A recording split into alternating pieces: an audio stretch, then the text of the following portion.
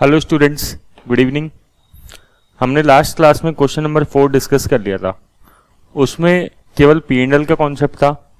अब जो ये क्वेश्चन नंबर 5 है स्टूडेंट्स, इसमें P and L and balance sheet दोनों का कॉन्सेप्ट कंबाइंड है।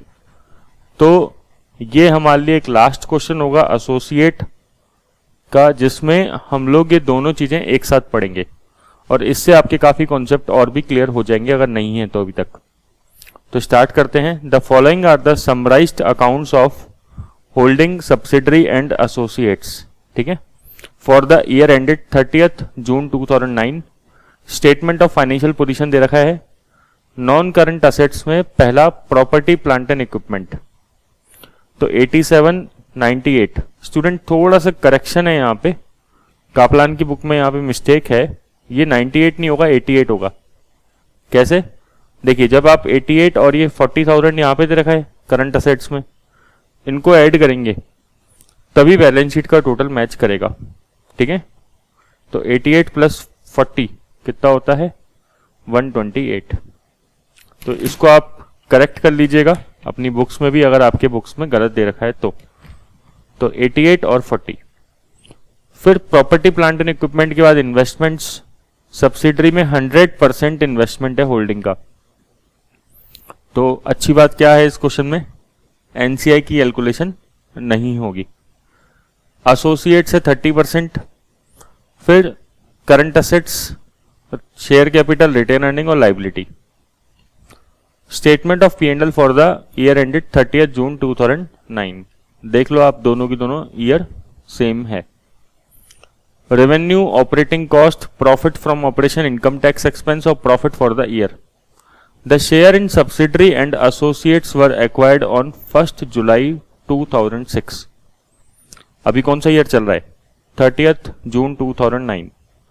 शेयर्स सब्सिडरी और एसोसिएट दोनों में ही एक ही दिन एक्वायर करे हैं, 1st जुलाई 2006। मीन्स यहाँ पे मैं बोलूँ आपको कि पोस्ट एक्विजिशन पीरियड कितना हो गया, कैलकुलेट करके बताओ जल्दी से। 6 से 7, 7 से 8, 8 से 9, मीन्स 3 years का पोस्ट एक्विजिशन पीरियड हो गया। When the retained earning of subsidiary were 15,000 and the retained earning of associates were 10,000. At the date of acquisition, the fair value of subsidiary non-current assets, which at that time had a remaining useful life of 10 years, exceeded the book value by 10,000. तो ये fair value adjustment हो गया। हमने ऐसा adjustment बहुत बार किया है holding subsidiary के अंदर के सब्सिडरी का जो प्रॉफिट है वो 10,000 से बढ़ जाएगा, क्योंकि असेट्स जो है वो रिवैल्यू करनी पड़ेगी और 10 साल की इसकी रिमेनिंग लाइफ बाकी है। पोस्ट एक्विजिशन पीरियड कितना है? 3 साल, ठीक है ना। तो डेप्रिसिएशन कंसीडर होगा। During the year subsidiary sold goods to holding for 10,000 at a margin of 50%। At the year end holding had sold 80% of the goods. बहुत ही ध्यान से, कई स्टूडेंट इसको सोल्ड की जगह, आदत हो जाती है ना, अब होल्ड पढ़ लेते हैं। तो बोल रहा है कि सब्सिडरी ने होल्डिंग को गुड्स बेचा, ठीक है। तो एसोसिएट्स की बात नहीं कर रहा, सब्सिडरी ने होल्डिंग को बेचा। तो कौन सा ट्रांजेक्शन हुआ? Up stream transaction. और 50% का मार्जिन लिया, तो 10,000 का 50% कितना होता है? 5,000। और होल्डिंग ने इसमें से 80% गुड्स बेच भी दिए, तो बचे कितने होंगे? 20%। तो हमें तो केवल अनरियलाइज प्रॉफिट बचे हुए गुड्स का ही निकालना पड़ता है, ठीक है। तो अनरियलाइज प्रॉफिट कितना होगा? 1,000 का। ध्यान देने वाली बात है। At 30th June 2009, the goodwill in respect of subsidiary has been impaired by 30% of its original amount, of which current year loss was 1200। बोल रहा है कि गुडविल का इंपेयरमेंट सब्सिडरी से रिलेटेड 30% हो गया। At 30th June 2009, the investment in associates had been impaired by 450, of which current year loss was 150। तो ये अलग पैरा है, ये अलग पैरा है, ठीक है ना। इंपेयरमेंट की बात कर रहा है ये पूरा para. Prepare holding consolidated statement of P and L. तो आपको statement of P and L बनाना है और consolidated statement of financial position, तो दोनों ही काम करने हैं। तो पहले हम बैलेंस शीट बनाएंगे, फिर हम पी एंड एल की तरफ जाएंगे। ठीक है ना। बैलेंस शीट बनाने के लिए वर्किंग नोट्स बनाने पड़ते हैं, तो वो वर्किंग नोट्स बनाना चालू करते हैं। ठीक है। तो सबसे पहला वर्किंग नोट किसका बनता है बताओ? Statement of net assets. ठीक है। इसको आप statement of identifiable net assets भी लिख सकते हो। जैसे स्टैंडर्ड में एग्जैक्टली क्या लिखा है? Statement of identifiable net assets. ठीक है। तो आइडेंटिफाइबल असेट्स आपको याद है ना कि जैसे गुडविल जो होती है वो आइडेंटिफाइबल असेट्स नहीं होती है। आइडेंटिफाइबल क्या होती है? Which can be capable of being sold separately from the business. ठीक है। तो ऐसे करके, बट अगर आप स्टेटमेंट ऑफ नेट असेट्स भी लिखते हो तो कोई गलती नहीं है, लेकिन आप कई बार देखोगे statement of identifiable net assets करके लिखा होता है। ये बात मैं आपको बिल्कुल लास्ट में बता रहा हूं क्योंकि ये बिल्कुल छोटी बात है ना। ठीक है। बहुत बड़ी बात नहीं है, इसलिए स्टेटमेंट ऑफ नेट असेट्स। चलो अब आते हैं share capital and retained earnings. किसका? सब्सिडरी का। देखो शेयर कैपिटल कितनी है? 75,000। तो ये तो प्री में भी सेम रहती है। और रिटेन अर्निंग कितनी है? 51,000। रिटेन अर्निंग्स ओपनिंग में कितनी थी? क्वेश्चन में बोला था कि shares were acquire on 1 July 2006। Retained earnings जो थी सब्सिडरी की वो 15,000 थी उस टाइम पे। ठीक है। तो बाकी क्या हो गया? 51 माइनस 15 कितना? 36। 36,000 पोस्ट पीरियड की हो गई। तो 75 प्लस 15 कितना हुआ? 90,000 और ये 36,000। अब आते हैं रिवैल्यूएशन के गेन पे। क्वेश्चन में ध्यान है, रिवैल्यूएशन के बारे में कुछ कह रहा था। At the date of acquisition, the fair value of subsidiary non-current assets, which at that time had a remaining useful life of 10 years, exceeded the book value by 10,000. तो 10,000 से रिवैल्यूएशन का गेन हो गया, बट एडिशनल डेप्रिसिएशन भी consider करना पड़ेगा इस पे। कितने का? 10,000 डिवाइडेड बाय 10 इंटू 3। इंटू 3 क्यों किया? क्योंकि पोस्ट एक्विजिशन पीरियड 3 साल था, इसलिए। क्लियर? तो कितना हो गया? 3,000। और क्या है? सब्सिडरी ने गुड्स बेचा था होल्डिंग को, तो अपस्ट्रीम ट्रांजैक्शन हो गया। कहां पे कंसीडर करते हैं? यहां पे अनरियलाइज प्रॉफिट। ठीक है। आप प्रोविजन फॉर अनरियलाइज प्रॉफिट भी लिख सकते हो, कोई दिक्कत नहीं है। अच्छा, ये माइनस करके दिखाना है, ध्यान रखना। अनरियलाइज प्रॉफिट कितना है? 1,000 का। ठीक है। कैसा है? 10,000 का 50% 5,000, 5,000 का 20% कितना? 1,000। बस, और कुछ है नहीं। तो ये 1,00,000 हो गया, दोनों को ऐड कर दिया, और 36 माइनस 4 कितना हो गया? 32,000। अच्छी बात क्या है? सारा का सारा शेयर किसका है? होल्डिंग का। ठीक है क्या? यहां पे ये इशू नहीं है। Working note number 2, statement of net assets के बाद फिर बनेगा, बताओ क्या बनता है? Goodwill calculation. Cost of investment देखो जरा, चेक करो पहले। इन सब्सिडरी, अभी अपन किसका काम करेंगे? सब्सिडरी का। उसके बाद आएंगे एसोसिएट्स पे। ठीक है। तो जरा चेक करो कितना है इन्वेस्टमेंट? 1,15,000 plus NCI. लिखने की जरूरत है क्या? नहीं है। क्यों? क्योंकि 100% शेयर किसके पास है? होल्डिंग के पास। Net assets on the date of acquisition कितना है? 1 लाख। तो गुडविल कितनी की आ गई? 15,000 की। क्वेश्चन में शायद इंपेयरमेंट भी था। कितना था बताओ? बोल रहा था कि 30% जो है वो ओरिजिनल अमाउंट का गुडविल इम्पेयर्ड हो गया, इसमें से करंट ईयर 1200 है, तो करंट ईयर तो P&L में जाएगा, और अभी तो 30% क्यूमुलेटिव फिगर है तो वो इधर लेस कर देंगे, तो 4500। तो बैलेंस शीट में कितना फिगर जाएगा? बैलेंस शीट में जाएगा 10,500। ठीक है, एनसीआई का वर्किंग नोट बनाएंगे नहीं अपन, एनसीआई क्योंकि है ही नहीं। Working note number 3, consolidated retained earnings.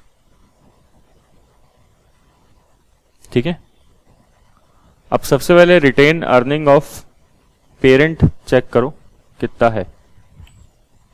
Parent का रिटेन अर्निंग है 89,000, होल्डिंग का मतलब,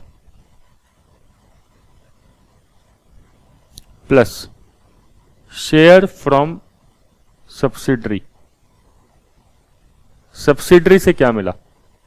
सब्सिडरी से मिला 32,000। ठीक है, minus impairment of goodwill. Subsidiary की गुडविल थी ना, कितनी इंपेयर्ड हुई थी? 4500। ठीक है, 4500, तो ये भी लेस हो जाएगी यहां पे।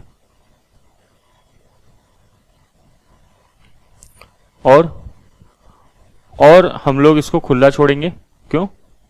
क्योंकि पहले हमें इन्वेस्टमेंट इन एसोसिएट्स का भी बैलेंस निकालना पड़ेगा।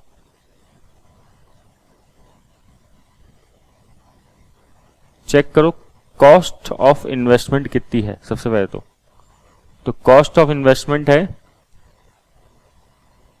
15,000 की एसोसिएट्स पे।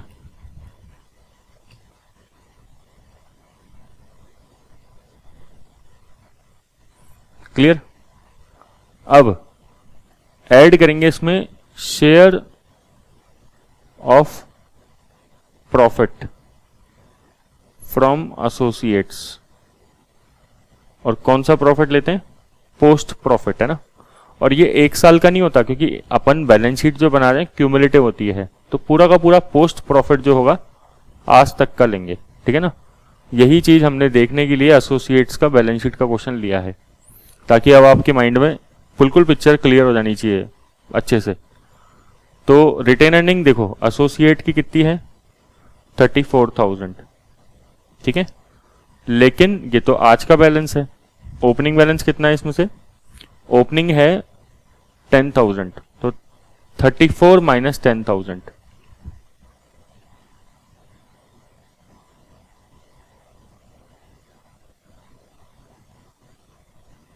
इसका कितना? 30%। कितना हो जाएगा? 24,000 का 30%, 7,200। ठीक है, तो इन्वेस्टमेंट का बैलेंस बढ़ गया और रिटेन अर्निंग भी बढ़ गया। शेयर फ्रॉम एसोसिएट,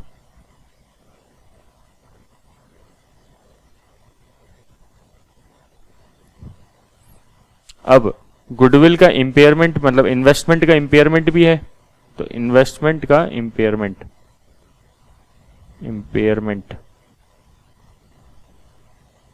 चेक करें जरा क्यूमुलेटिवली कितना है। बोल रहा है कि the investment is impaired by 450 से इंपेयर्ड हो गया। ठीक है, तो इन्वेस्टमेंट इंपेयर्ड। डबल एंट्री करते चलोगे तो कभी भी आपको दिक्कत नहीं आएगी, गलती होने के चांसेस ही नहीं है। चेक कर लो, 89,000 प्लस 32,000 माइनस 4,500 प्लस 7,200 माइनस 450, तो 123,250 आपका बैलेंस आ गया। इधर 15,000 प्लस 7,200 माइनस 450, तो 21,750 का आपका ये बैलेंस आ गया। ठीक है, तो ऐसे करके आपने जो फिगर्स हैं सारे निकाल लिए। अब बना लेते हैं CBS, कंसोलिडेटेड बैलेंस शीट। मैं इसको ठीक है, इधर तो जगह है नहीं तो इधर ही बनाते हैं CBS। आप हमेशा क्या लिखें? एज एट जो भी लिखा है 30th जून 2009 जैसे यहाँ पे। तो सबसे पहले लेते हैं प्रॉपर्टी प्लांट एंड इक्विपमेंट 87 और 88, एक तो ये दोनों हो जाएगा और 10,000 प्लस भी था तो वो प्लस कर देंगे रिवोल्यूशन का गेन और 3,000 का डेप्रिसिएशन। ठीक है, तो 87 प्लस 88 प्लस 10 माइनस 3 तो कितना हुआ 182। तो प्रॉपर्टी प्लांट एंड इक्विपमेंट कितना हो गया 1,82,000। क्लियर। इन्वेस्टमेंट केवल कौन सा आएगा, इन्वेस्टमेंट इन एसोसिएट्स। ठीक है, गुडविल भी लिख सकते हो आप पहले, कोई दिक्कत नहीं है। इन्वेस्टमेंट इन एसोसिएट्स कितना हो गया 21,750। गुडविल कितनी हो गई, गुडविल हो गई 10,500 की।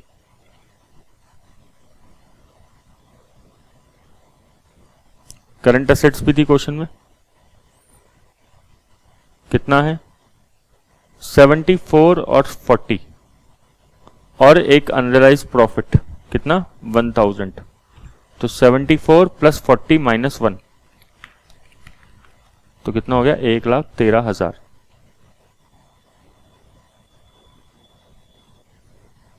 टोटल करके देखो 182 प्लस 21,750 10,500 और 113 मीन्स 327,250। इसके बाद शेयर कैपिटल आ जाएगी। शेयर कैपिटल कितनी है 2 लाख की।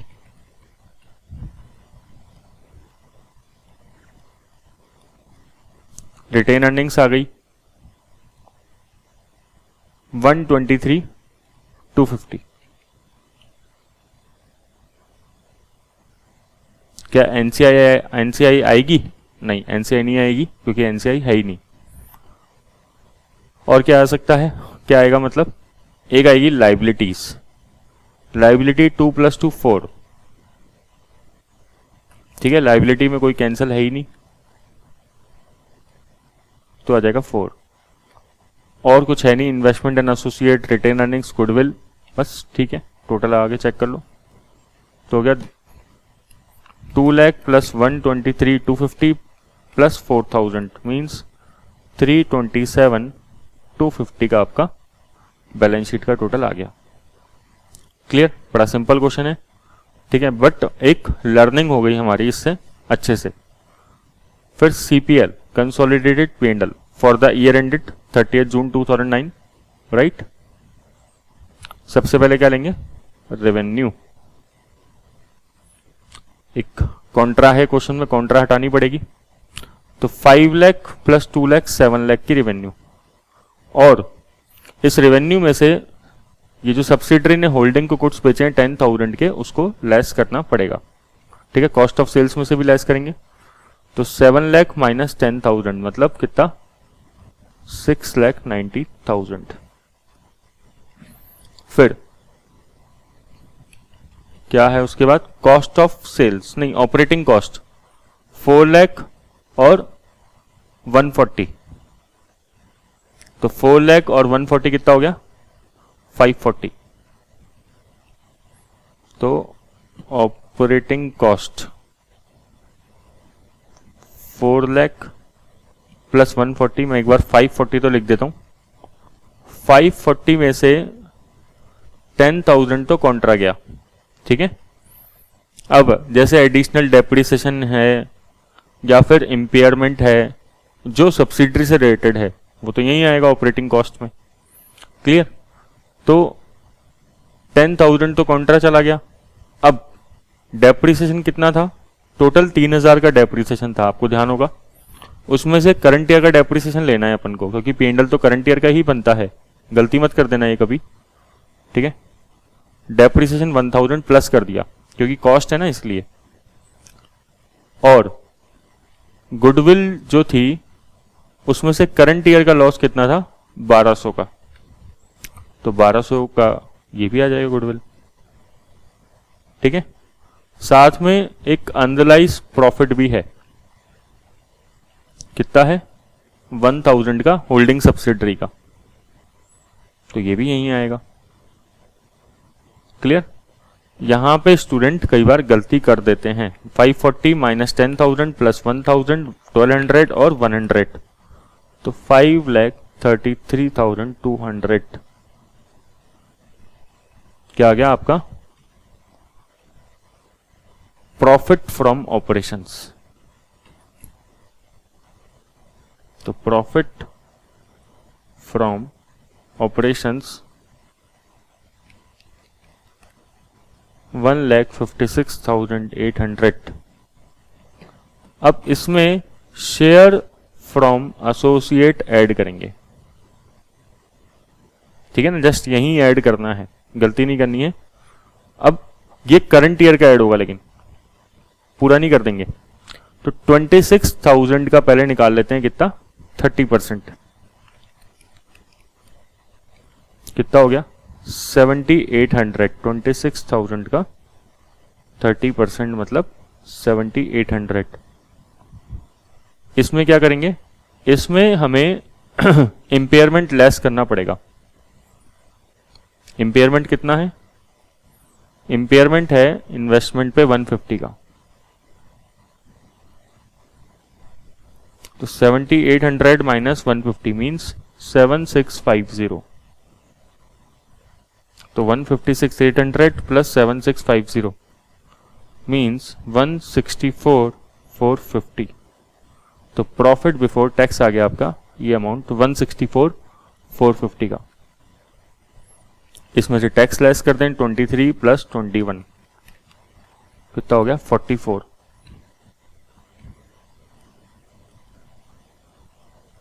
इसमें हमें क्या ध्यान रखना है, हमेशा ये 1 साल का ही बनता है और बैलेंस शीट क्यूमुलेटिव बनती है।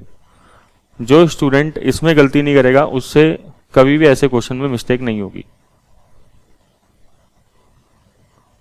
आपके लिए एक अच्छी न्यूज है, यहाँ पे सारा का सारा होल्डिंग में ही डिवाइड होगा, कोई एनसीआई क्योंकि क्वेश्चन में है ही नहीं, ठीक है ना। तो एनसीआई का शेयर कितना हो गया 0, राइट। तो ऐसे करके ये हमने क्वेश्चन डिस्कस किया। तो एक बार आपको क्या करना है, इस क्वेश्चन को दोबारा करना है, अच्छा क्वेश्चन है, ठीक है। इसमें सारे के सारे पॉइंट एक साथ कवर हो जाते हैं, ठीक है। Thank you.